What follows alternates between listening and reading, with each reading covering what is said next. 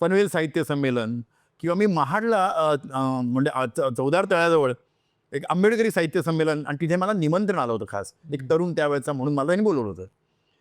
तिथे मला वाटतं लक्ष्मण माने होते, लक्ष्मण गायकवाड होता त्यावेळेला मला आठवतं.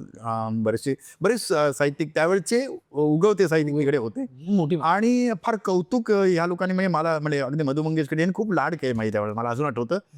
तर तिथे मला बोलवलं. तिथे असं होतं की एक कविता कवीने सादर करायची आणि त्या कवितेवरती 2 आरोप करणारे व्यक्ती, 2 त्या कवितेची बाजू घेणारे व्यक्ती आणि जज असे कवितेचं कोर्ट तिथे होतं.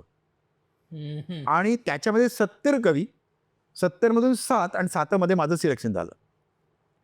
आता तिथे कोणती कविता सादर करायची आणि म्हटलं ठीक आहे चल उतरूया. आणि मग तिथे मी एक कविता सादर केली. ती अशी होती की जेव्हा म्या जन्माला पण नव्हती आली, जेव्हा म्या जन्माला पण नव्हती आली, तेव्हा देवी यल्लम्मा होती झोपलेली. मग माझी माय तिला एक नवाज बोलली, मग माझी माय तिला एक नवाज बोलली, जाऊ दे बाय माझं वांदोटी पण करीन माझं पॉर तुले 16 वर्षी अर्पण. यल्लम्मानं म्हणं डोलं उघडलं, यल्लम्मानं म्हणं डोलं उघडलं आणि माझं दलिद्री धूड जाणवलं. 15 वर्ष लई मजन गेली, 15 वर्ष लई मजन गेली, पण तेव्हा यल्लम्माचं माझ्याकडे ध्यानच नव्हतं. 16व्या वर्षी मायनं मला देवदासी केली, तेव्हा मात्र तिचं डोलं सताड उघडं होतं. तिच्याच पुजाऱ्यानं तिच्याच गाभाऱ्यात, तिच्याच पुजाऱ्यानं तिच्याच गाभाऱ्यात माझं लुगडं फेडलं, तेव्हा तिनं आपलं डोलं झाकलं होतं.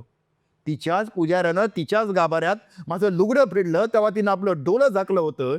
आणि कामाठीपुरातल्या गिरायकाला मना ऐकलं, तेव्हा त्या वैरिणीचं डोलंच फुटलं होतं, तेव्हा त्या वैरिणीचं डोलंच फुटलं होतं.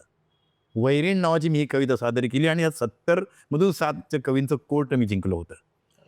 मग तिथून हा प्रवास सुरू झाला.